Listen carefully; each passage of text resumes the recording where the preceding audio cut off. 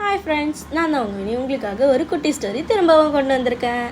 நீங்கள் first time நம்ம சேனலை பார்க்குறீங்கன்னா மறக்காமல் சப்ஸ்கிரைப் பண்ணிவிட்டு பெல் பட்டனை டிங்கு நடிச்சிருங்க. வாங்க குட்டீஸ், நம்ம ஸ்டோரிக்குள்ளார போகலாம். ஒரு அழகான காடு இருந்துச்சான். அந்த காட்டில் எல்லா விலங்குகளும் ரொம்ப சந்தோஷமாக வாழ்ந்துட்டு இருந்துச்சான். அப்போ அதே காட்டிலேயே ஒரு கொக்கு இருந்துச்சான். அதே காட்டிலேயே ஒரு நரியும் இருந்துச்சான். எல்லாரும் கொக்கை பார்த்து ஆச்சரியப்பட்டாங்களாம். ஏன்னா கொக்கு ரொம்ப அறிவாளியாக நடந்துக்குச்சான். இதை பார்த்து நரிக்கு ரொம்ப பொறாமையாக இருந்துச்சான். இந்த கொக்கை எப்படியாச்சும் நம்ம அசிங்கப்படுத்தணும், இதை போய் நம்ம விருந்துக்கு கூப்பிடலாம் அப்படின்னு சொல்லிட்டு, கொக்கே இன்னைக்கு சாயந்தரம் நீ எங்கள் வீட்டுக்கு விருந்துக்கு வா அப்படி சொல்லிச்சான். நரி நல்ல நேரமாக கூப்பிடுதே அப்படி சொல்லிட்டு கொக்கும் சரி நான் வரேன் சொல்லிடுச்சான். நான் இப்படியாச்சும் இந்த கொக்கை அசிங்கப்படுத்தணும்னு சொல்லிட்டு நரி என்ன பண்ணிச்சான், சூப்பு செய்துச்சான். நல்லா வாசனையாக இருந்துச்சான் அந்த சூப்பு. கொக்கு நேரமாச்சு நரியை பார்க்கறதுக்காக போச்சான் நரியோட கொகைக்கு.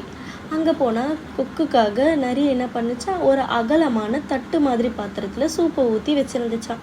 அதே மாதிரி நரிக்கும் ஊற்றி வச்சுருந்துச்சான். நரி என்ன பண்ணுச்சான், அகலமான பாத்திரத்தில் இருந்த சூப்பை சாப்பிட்டுட்டு, என்ன கொக்கே சூப்பு ரொம்ப நல்லா இருக்கா அப்படின்னு நெக்கலாக கேட்டுச்சான்.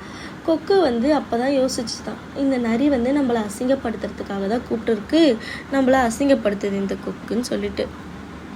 அப்போது ரொம்ப கோவம் வந்துச்சான் கொக்குக்கு.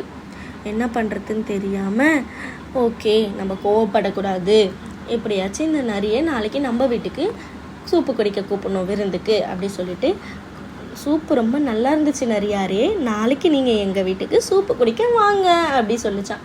உடனே நரியும் சரி நான் கண்டிப்பாக வரேன் அப்படி சொல்லிடுச்சான். இந்த சோகத்தோட கொக்கு பறந்து போயிட்டு இருந்துச்சான். இந்த கொக்கை அசிங்கப்படுத்திட்டோமேன்னு சொல்லிட்டு நரி சந்தோஷமாக படுத்து தூங்கிட்டு இருந்துச்சான்.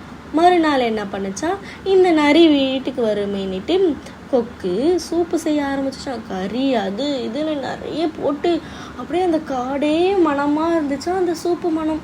அந்த சூப்பு மனத்தை பார்த்து நரிக்கு மூக்கு தொலைச்சுதான். அப்போது நரி என்ன பண்ணிச்சான், வீட்டுக்கு வந்துச்சான். நரியை பார்த்துட்டு கொக்கு சூப்பு குடிங்க நரியாரே அப்படி சொல்லிச்சான். சூப்பு குடிக்கிறதுக்காக நரி பாத்திரத்தை பார்த்துச்சான்.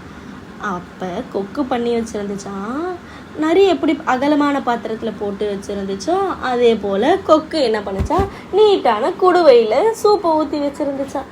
சூப்புக்கு மேலே லேசாக சிந்திருந்து அந்த சூப்பை மட்டும் நக்கி பார்த்துச்சான் நரி.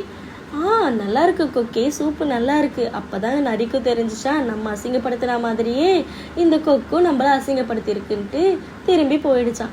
இதுக்காகத்தான் நம்ம எப்பயுமே யாரோட அறிவாளித்தனத்தையும் பார்த்தோம், யாரோட முட்டாள்தனத்தையும் பார்த்தோம் நம்ம ஏளனமாகவும் பேசக்கூடாது, அவங்களோட குறைய வச்சு நம்ம அவங்கள குத்தி காட்டவும் கூடாது. என்ன குட்டீஸ், இந்த கதை மூலிமா நீங்கள் நிறைய தெரிஞ்சிருப்பீங்கன்னு நினைக்கிறேன். கூட இருக்கவங்கள நம்ம தான் பார்த்துக்கணும். அது நிறைய குறையோ நம்ம எப்பயுமே அவங்கள கீழே தட்டி விட்டு பார்க்கக்கூடாது. சரியா? பாய் குட்டீஸ், நம்ம அடுத்த ஸ்டோரியில் மீட் பண்ணலாம். See you, bye bye.